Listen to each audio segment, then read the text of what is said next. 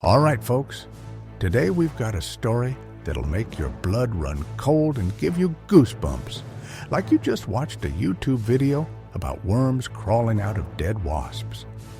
Just imagine 15th century France, an era of knights in shining armor, fair ladies, tournaments, and monstrous secrets hidden behind the walls of medieval castles. Usually, when we hear the phrase Bluebeard, an image immediately pops into our heads. Some guy from a fairy tale who hides the corpses of his wives in a closet, or just a guy with a really fancy beard.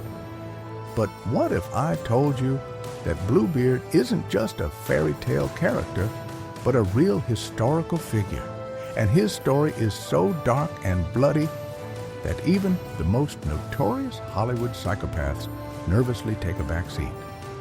So, friends, prepare to be blown away, because before you stands Gilles de Rais, Marshal of France, comrade in arms of Joan of Arc, one of the wealthiest and most influential noblemen of his time, and yet one of the most horrific serial killers in human history.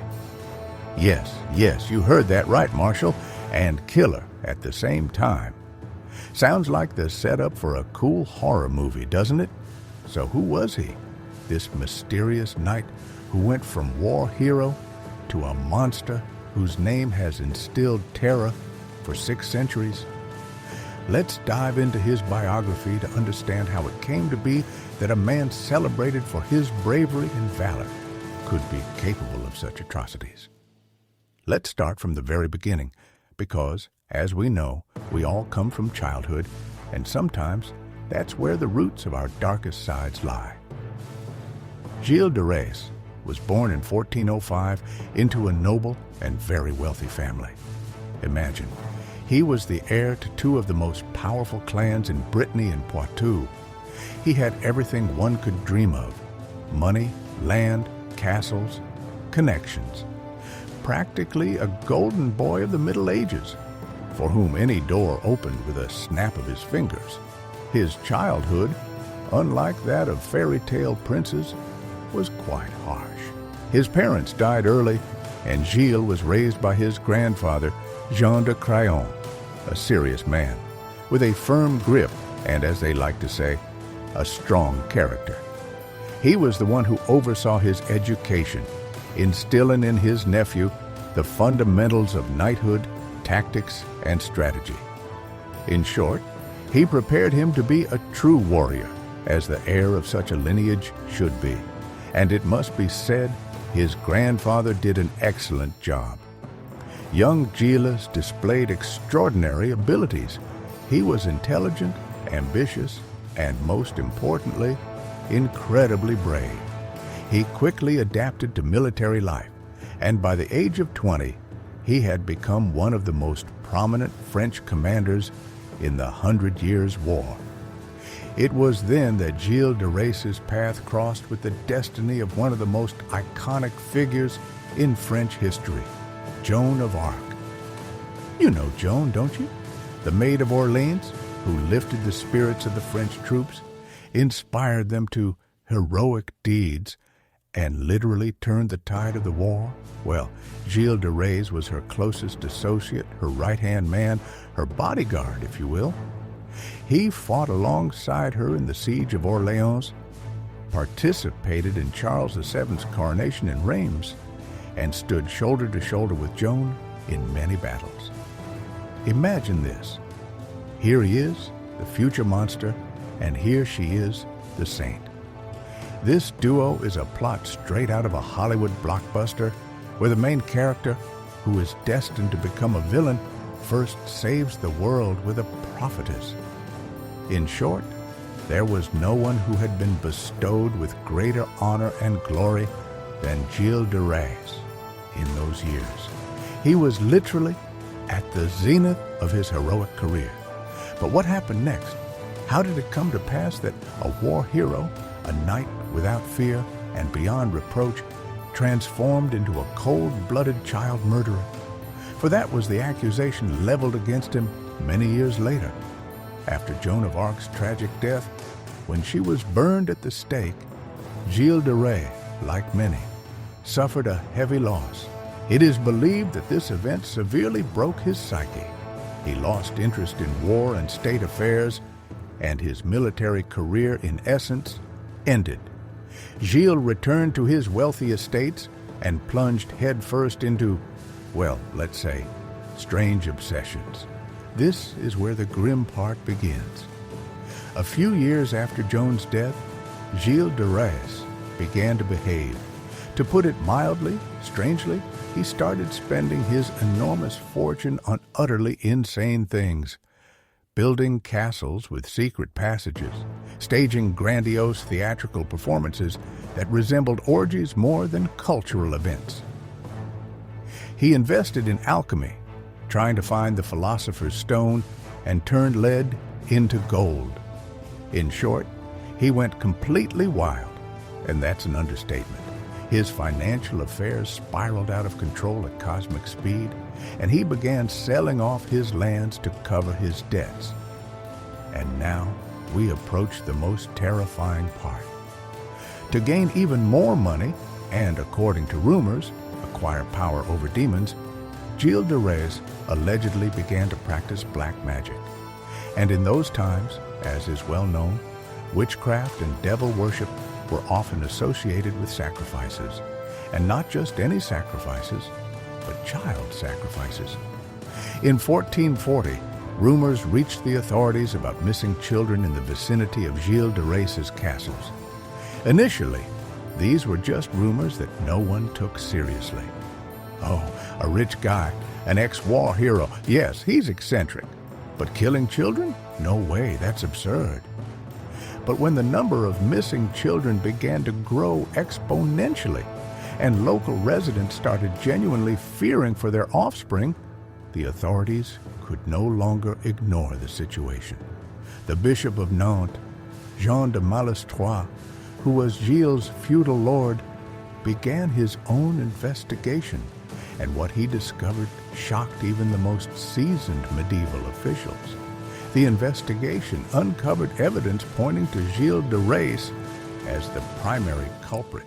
His castle workers, initially intimidated but ultimately breaking under pressure, began to testify, describing gruesome rituals, torture, and murders. The story became more and more repulsive.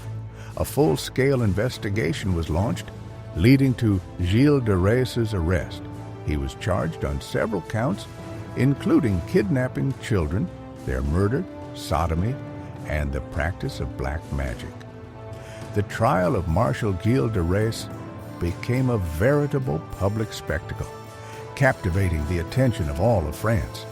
Imagine the medieval newspaper headlines if they had existed. So, the accusations were terrible, and the witness testimonies horrifying.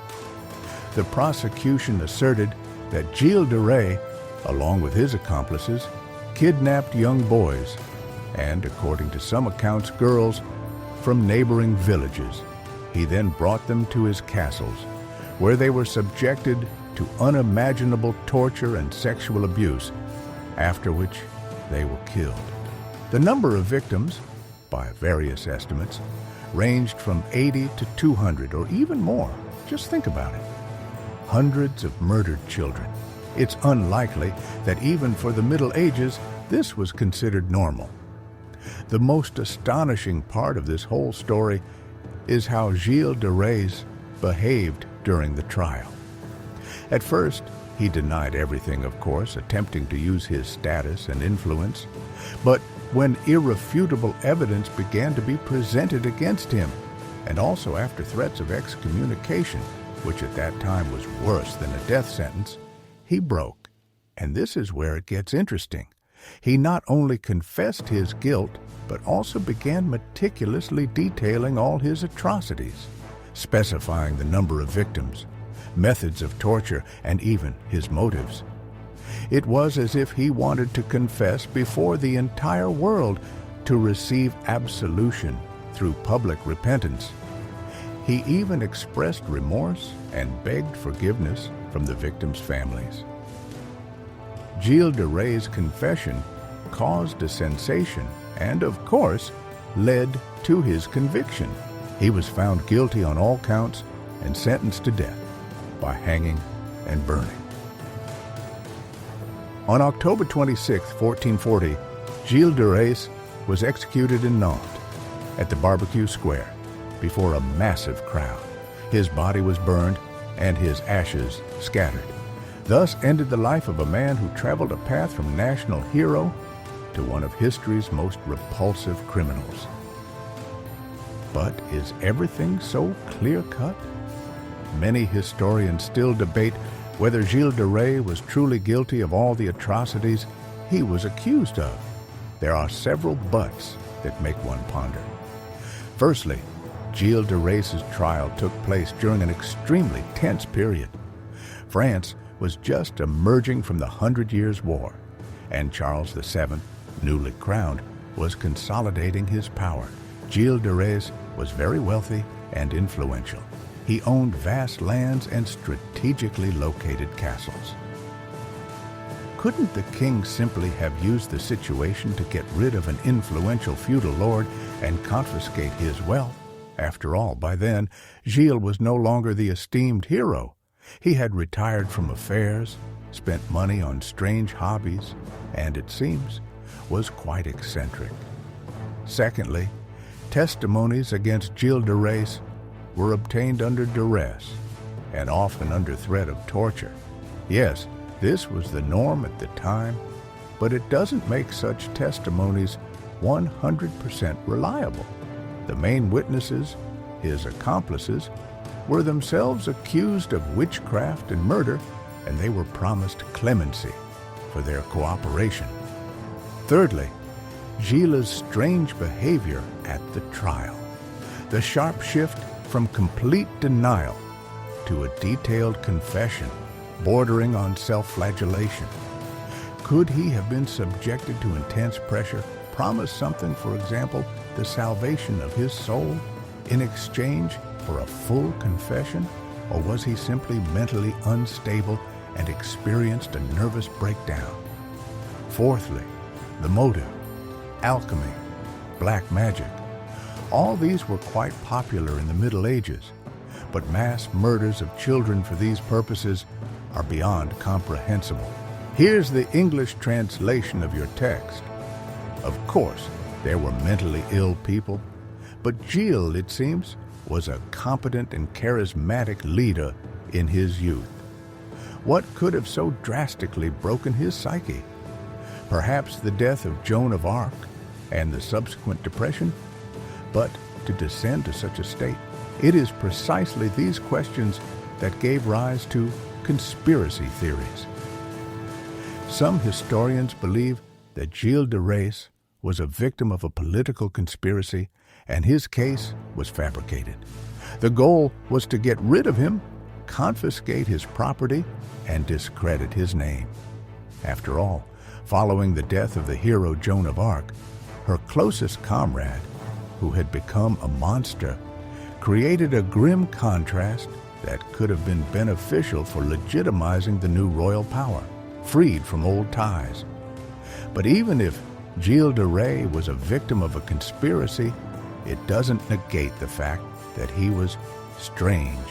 His fascination with alchemy, colossal expenditures, and reclusiveness, all of this did not fit the behavior typical of a feudal lord of that era. He was definitely not at peace with himself. So, who was Gilles de Rais?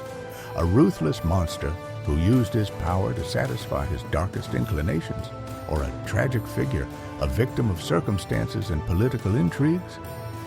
His story is a dark mirror of the Middle Ages, showing that even heroes can fall low, and the line between valor and madness can sometimes be incredibly thin. It reminds us that both bright and dark sides can hide within each of us, and only our actions determine which one will prevail. Gilles de Rais, or Bluebeard, as he came to be known in folklore, went down in history forever as a symbol of perverted power and human cruelty. But perhaps his story is also a warning about how easily a person can be destroyed, even if they were once a hero. Write in the comments what you think. Who was Gilles de Rais, really? A monster or an unfortunate victim? Your versions are always interesting to read. And don't forget to subscribe to the channel so you don't miss new videos about the mysteries and dark sides of history. See you